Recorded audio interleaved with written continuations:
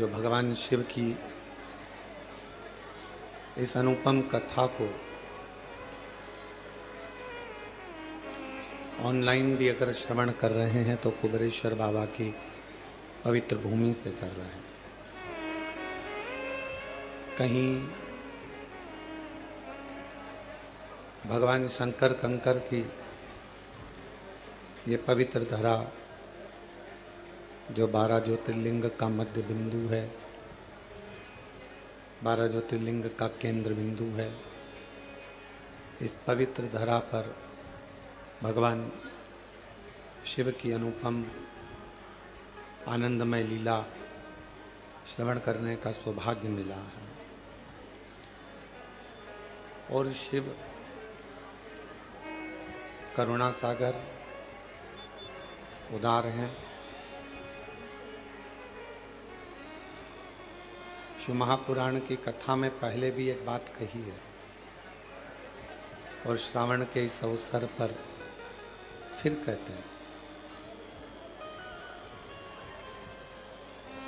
कि पूजन भले कितनी भी देर की करो, भगवान शंकर की पूजन आपका मन हो 1 minute, 2 minute, 5 minute, 10 minute, 15 minute, 20 minute, जितनी देर आप कर सकते हो उतनी देर करो।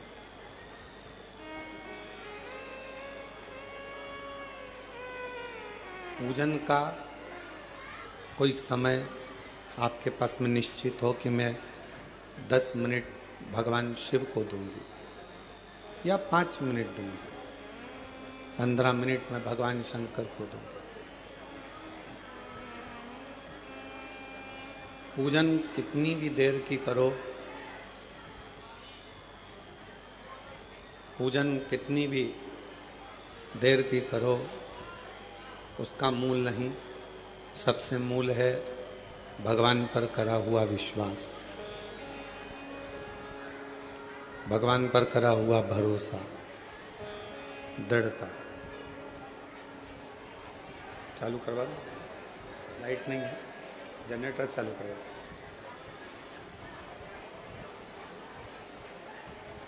पूजन कितनी भी देर की हो वो अपनी जगह पर विश्वास, शिवजी पे भरोसा, दृढ़ता 24 घंटे, हर पल, हर घड़ी, हर क्षण होना चाहिए। क्यों? जितना जितना शिव दुनिया के लोगों पर प्रसन्न हुए हैं वो विश्वास के बल पर हुए, भरोसे के बल पर हुए। और दुनिया का सबसे कठिन काम एक ही है, किसी पर भरोसा करना।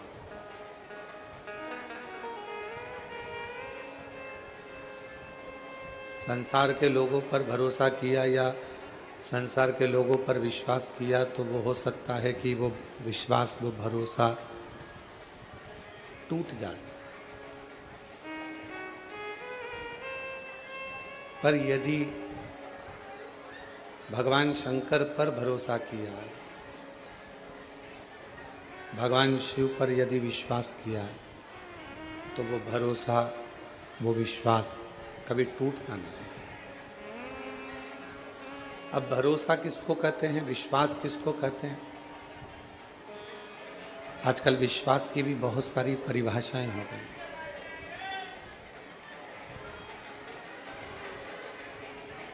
आजकल विश्वास की भी बहुत सारी परिभाषाएं हो गई। किसी के पास धन रख देना और उस पर पूर्ण भरोसा कर लेना, क्या यह विश्वास है? किसी के पास अपनी प्रॉपर्टी रख देना और ये सोच लेना कि ये इस प्रॉपर्टी को मुझे वापस दे देगा, ये विश्वास है। विश्वास अर्थात शिव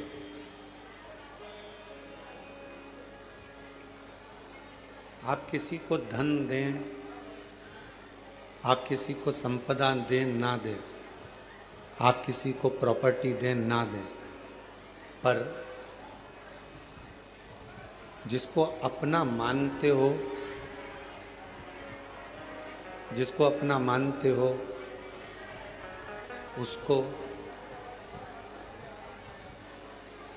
जिसको अपना मानते हो उसको शिव का एक स्वरूप मान लो। ये बक्से चल रहा है, जाकर सुनो तो। शिव का एक स्वरूप मानो, भगवान शंकर का एक स्वरूप मानो, एक भरोसा, एक विश्वास, और वो विश्वास हो शिव के प्रति। क्यों? शिव महापुराण की कथा कहती है कि हो सकता है कि परिवार वाले, नातेदार, रिश्तेदार, कुटुंब, कबीला, ये सब हमारा साथ छोड़ दें, पर अंतिम बिंदु तक भी मेरा देव अधिदेव महादेव आपका साथ कभी नहीं छोड़ता।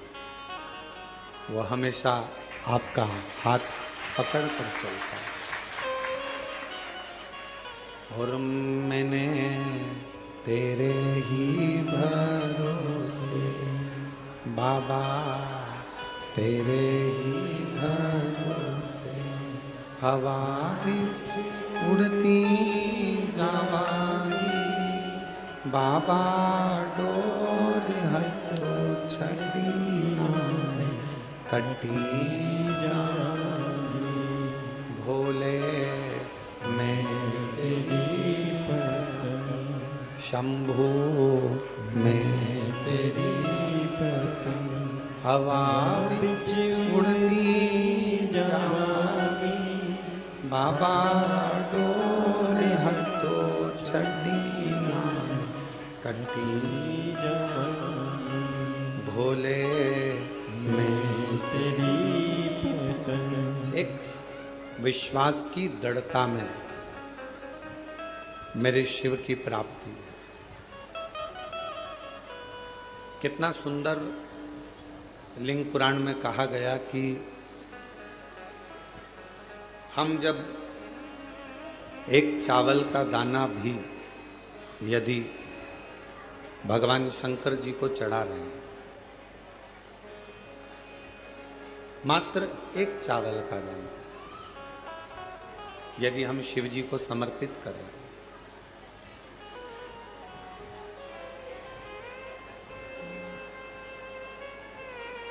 क्या कहकर समर्पित कर रहे हैं, क्या बोलकर समर्पित कर रहे हैं कि बाबा हमारा कुछ भी नहीं, तूने जो दिया है हम वो तुझे दे रहे हैं, तेरा तुझको अर्पण। हमारा कुछ भी नहीं। जब हमारा जन्म हुआ तो हम कोई वस्तु लेकर, कोई सामग्री लेकर, कोई प्रॉपर्टी लेकर, कोई जमीन जायदाद लेकर, कोई घर लेकर पैदा नहीं।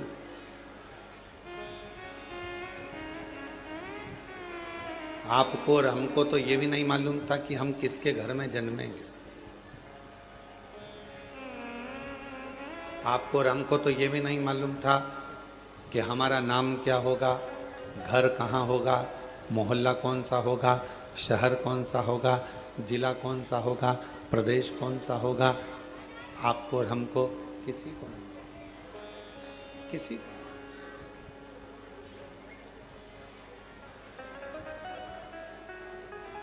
जब जन्म हो गया, जब जन्म ले लिया, जन्म लेने के बाद जब हमें थोड़ी सी सुध आई, बुद्धि आई, विवेक आया, तब हमें ज्ञात हुआ कि हमारा जन्म इस कुल में, इस घर में, इस जगह पर हुआ।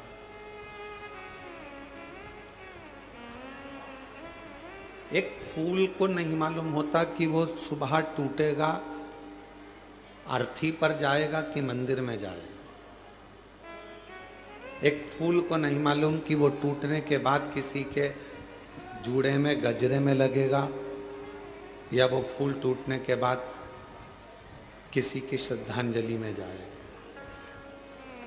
फूल को यह नहीं मालूम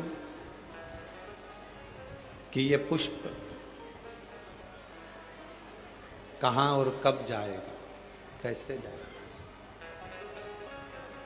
जैसे पुष्प को नहीं मालूम होता कि वो कहां कब किस जगह पर जाएगा, वैसे ही संसार में जन्म लेने वाले एक मानव को नहीं मालूम होता कि वो कहां कब और कैसे जाए। पर कुछ पूर्व का अच्छा कर्म होता है, कोई पूर्व का किया हुआ अच्छा कार्य होता है, तो अच्छे कुल में, अच्छे घर में, अच्छे परिवार में और सनातन धर्म में और भारत माता की गोद में जन्म मिल जाता है।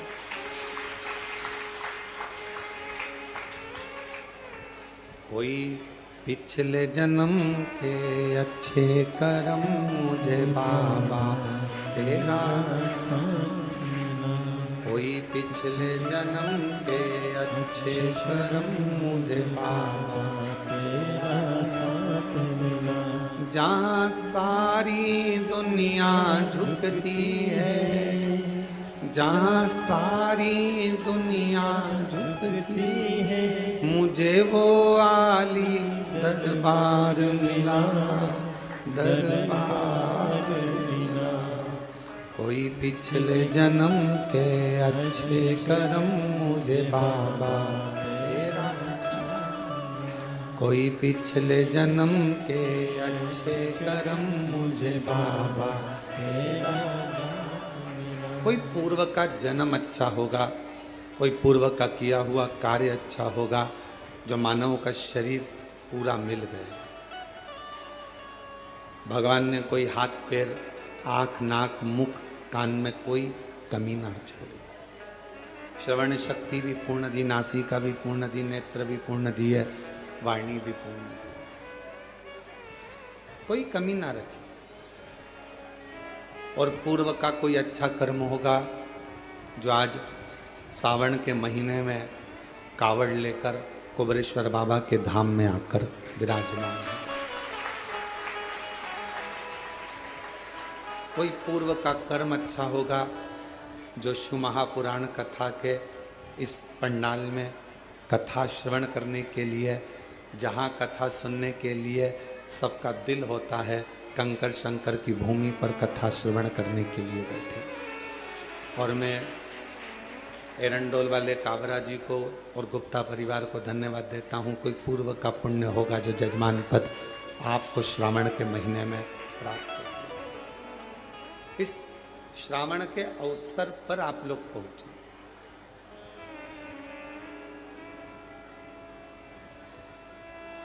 कहते हैं घर के मंदिर में शिव और दिल के मंदिर में शिव दोनों ही कल्याण करने वाले होते हैं, दोनों ही कल्याण करते।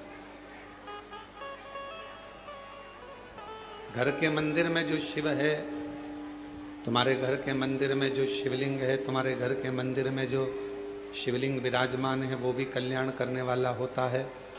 और तुम्हारे दिल में, तुम्हारे हृदय में जो भगवान शंकर विराजमान है, वो भी कल्याण करने वाला है। और कितनी बड़ी बात शिव महापुराण में लिखी है कि जिस घर के अंदर शिवलिंग नहीं हो,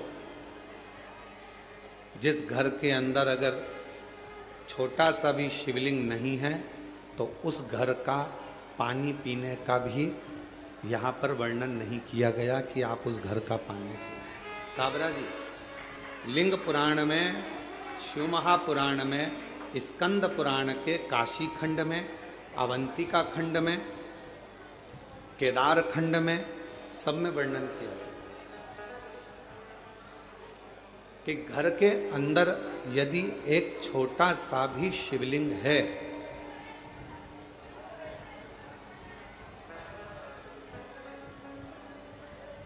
घर के अंदर यदि एक छोटा सा भी शिवलिंग है, छोटा सा,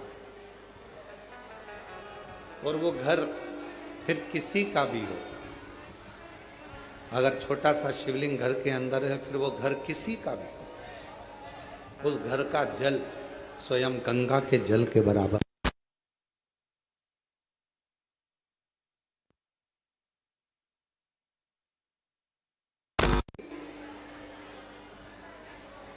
यदि घर के अंदर शिवलिंग विराजमान है, छोटा सा भी अगर शिवलिंग,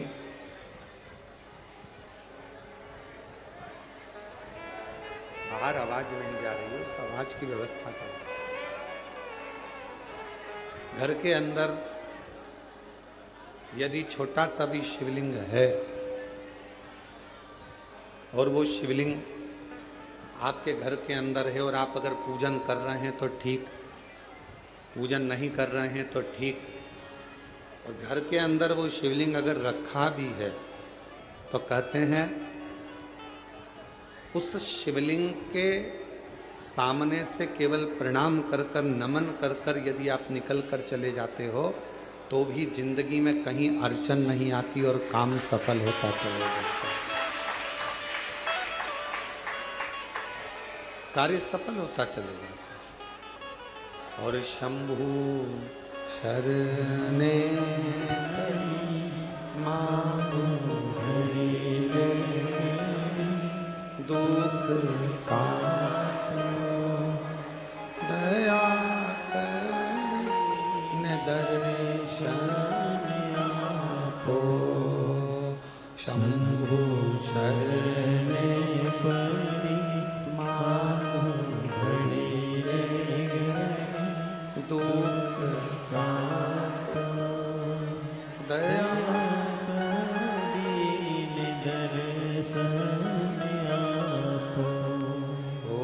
शंभु शरणे पड़ी मांगू घड़ी रे, दुख काटो दया करी दर्शन। एक छोटा सा शिवलिंग घर के अंदर है तो वह हमारे जीवन में सुख ही सुख देता, वो तकलीफ नहीं देता। पर ना जाने कैसे कैसे लोग आज के ज़माने में कह देते हैं सोशल मीडिया पर आकर कि घर में शिवलिंग मत रखो। और हम आपसे ये भी नहीं कह रहे कि आप हमारा कहना मानो, हम तो आपसे इतना कह रहे हैं कि गीता प्रेस गोरखपुर की स्कंद पुराण लेकर आओ, गीता प्रेस गोरखपुर की लिंग पुराण लेकर आओ, गीता प्रेस गोरखपुर की शिव महापुराण लेकर आओ, नर्मदा पुराण लेकर आओ, आप उसका अध्ययन करो। और जब आपको अध्ययन में मिल जाए कि हाँ शिव महापुराण की कथा में ये वर्णन है कि घर के अंदर अगर एक शिवलिंग है तो वह हमारे जीवन के सारे दुखों को समाप्त करता चला जाता है, तो मानना शुभ है।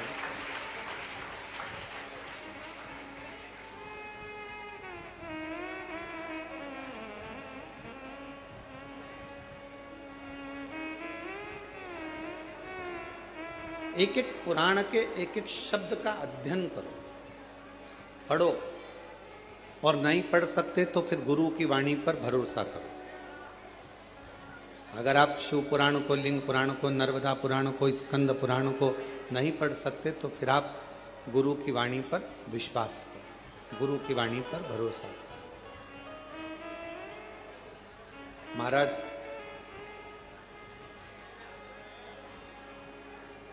अगर मैकेनिक अच्छा होता है तो गाड़ी बार बार काम नहीं निकालती। एक बार गाड़ी को अच्छा करवा लिया तो वो गाड़ी फिर बहुत दिन तक ठीक चलती रहती है। ठीक है,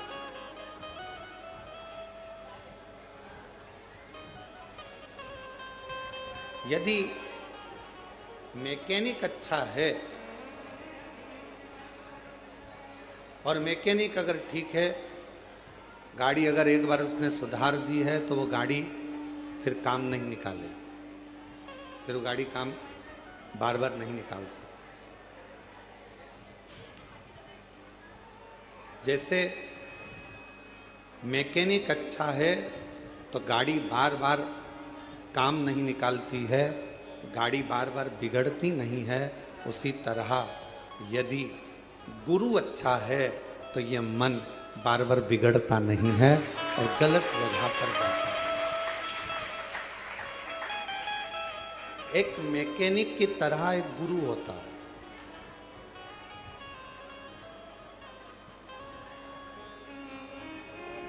गुरु भी एक मैकेनिक की तरह। मैकेनिक का काम है गाड़ी का ऑयल देखना, पेट्रोल देखना, डीजल देखना, ब्रेक देखना, उसका गियर देखना, और सारी चीजें उस मैकेनिक ने देखी। जो खराब थी वो सही था। अब मैकेनिक गाड़ी सही करता है तो क्या माइक लेकर चिल्लाता है इसका ब्रेक बेकार हो गया है? मैकेनिक माइक लेकर चिल्लाएगा कि इस गाड़ी का क्लच बेकार है, इस गाड़ी का टायर बेकार है? मैकेनिक चिल्लाता नहीं है।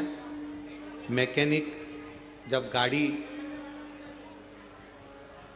सामने सुधरने के लिए आती है और वो गाड़ी जब जो उसमें प्रॉब्लम होती है, जो उसमें खराबी होती है, जो उसमें बेकार होता है, तो मैकेनिक जो खराबी होती है उसको निकालता जाता है, सही करता जाता है, अच्छा करता जाता है और बाद में पूरा बिल थमा देता है। मैंने ये ठीक करा है। अगर इसका ऑयल नहीं बदलता, ऑयल पूरा काला हो चुका था, गाड़ी बेकार हो जाती। गियर बेकार हो गया था, इसका टायर बेकार हो गया था, बदला। आगे से ये टूट गया था, बदला। उसने तो केवल बिल तुम्हारे सामने रख दिया, केवल चिल्लाकर नहीं बोला मैकेनिक कि ये खराब है। सच्चा गुरु एक अच्छे मैकेनिक की तरह होता है। आपके दोष, आपके अवगुण आपके अंदर कितने भरे हैं वो किसी को नहीं बताएगा, बस देख लेगा कि गाड़ी में गड़बड़ी कितनी है और उसको ठीक कैसे करना है। भजन से, कीर्तन से, स्मरण से, मंत्र जाप से, नाम जाप से कैसे ठीक करना है ये गुरु जानता है।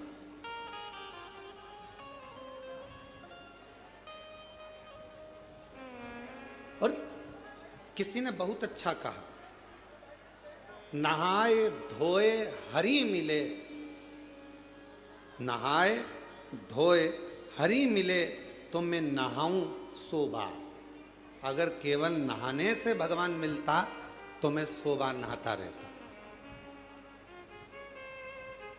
अगर केवल नहाने से भगवान मिलता तो मछली दिन भर पानी में ही रहती है, उसको भगवान मिलता, मगर को मिलता। नहाए धोए हरि मिले तो मैं नहाऊं 100 बार। हरि तो मिले निर्मल मन से, प्यारे मन का मेल बाहर निकाल, परमात्मा मिल गया। अब कोई कहे कि तुम नहा कर आ रहे हैं, तुम्हें इनको छूना नहीं, या नहा कर आए हैं इनका स्पर्श मत करना। भगवान कहते हैं, कितना सुंदर शिव महापुराण के अंदर लिखा है, जरा शास्त्र का अध्ययन करिएगा। घर में अगर बुजुर्ग माँ बाप हैं, बूढ़े माता पिता हैं, घर में छोटा सा बच्चा गोदी में है, माँ बाप ने अगर गंदगी कर दी है और घर के बहुओं ने, बच्चों ने उसकी गंदगी को साफ कर दिया, मंदिर जा रहे थे, गंदगी साफ कर कर भी मंदिर गए ना, तो भी भगवान ये नहीं कहेगा कि तू गंदा आया है। घर के बुजुर्ग बीमार हैं, गंदगी कर दिए हैं, उनका शरीर बेकार हो गया है, उस शरीर को आप हाथ लगा रहे हो, गंदगी साफ कर रहे हो, पूरा घर साफ कर रहे हो, और उसके बाद भी भगवान के मंदिर जा रहे हो, भगवान कभी नहीं कहेगा कि तू गंदा है। एक छोटा सा बच्चा माँ की गोद में है, वो बच्चे ने माँ की गोद में गंदगी कर दी, माँ ने उसके बार बार कपड़े बदल दिए, धो दिए, और माँ उसके बाद भी भगवान को जल चढ़ाने जा रही है, तो भगवान कभी नहीं कहेगा कि तुम गंदे हो, भगवान तुम्हारे जल को स्वीकार करेगा। घर के बुजुर्ग माँ बाप, घर के बुजुर्ग सास ससुर, घर के बुजुर्ग, तुम्हारे घर में रहने वाला कोई बूढ़ा है व्यक्ति है, दादा दादी हैं, बुजुर्ग हैं, उनकी सेवा कर रहे हो, तुम मंदिर जा रहे हो और तुमने सोचा कि मंदिर से आकर ऐसा करूंगी, या मंदिर जा रहे हो तो मुझे साफ जाना है, तो शिव महापुराण की कथा कथी है, सबसे पहले बाबा को जल चढ़ाने से पहले अगर कोई घर का बुजुर्ग पलंग पर पड़ा है, बीमार है और उसने गंदगी भी कर दी है ना, तो पहले साफ करो, फिर बाबा का नाम लेकर बड़े प्रेम से बाबा को जल चढ़ाने जाओ, बाबा तो भी स्वीकार करे। माँ बाप से बड़ी दुनिया में कोई पूजन नहीं। किसने कहा कि माता पिता से बड़ी कोई पूजा नहीं? श्री गणेश जी महाराज ने। पृथ्वी की परिक्रमा करने की बात आई तो श्री गणेश जी महाराज ने अपने माता पिता की परिक्रमा की। किसने कहा कि माता पिता से बड़ा कोई जीवन में अतिथि नहीं होता? भगवान श्री षडानंद कार्तिकेय जी ने। श्री सेलम पर कार्तिकेय जी रुष्ट होकर चले गए, मल्लिकार्जुन में जाकर बैठ गए श्री सेलम पर, भगवान शिव और पार्वती उनके अतिथि बनकर चले गए। कौन कहता है कि पहले देव पूजन करो फिर माता पिता की पूजन करो? नहीं। सुंदर शिव महापुराण के अंतर्गत अशोक सुंदरी का संवाद हम जितनी बार सुनते हैं उतनी बार कम पड़ता है। अशोक सुंदरी सबसे पहले अपने माता पिता, अपने सास ससुर की सेवा में लीन रहती थी, इसके बाद में अन्य कार्य में, अन्य सेवा में, अन्य भजन में जाता। क्यों गुरुजी? घर में छोटा सा बच्चा है, उसने गंदगी कर दी और मुझे जल चढ़ाने जाना था, सुबह सुबह बच्चा उठ गया, गंदगी कर दी, मैं नहा धोकर निकली थी और फिर वापस मुझे मंदिर जाना था और मैं जल चढ़ाने के लिए जा रही थी, गंदगी साफ करी, मंदिर नहीं जा पाई क्योंकि आज मैं बच्चे की गंदगी साफ करी तो मंदिर नहीं पहुंच पाई। शास्त्र कह रहा है। आप लोग को कैसे लगता है प्रदीप मिश्रा जी का भजन? कमेंट में करके ज़रूर बताना, प्लीज़ कमेंट में करके आप लोग ज़रूर बताना प्रदीप मिश्रा जी का भजन कैसा आप लोग को लगता है। धन्यवाद, कमेंट करना।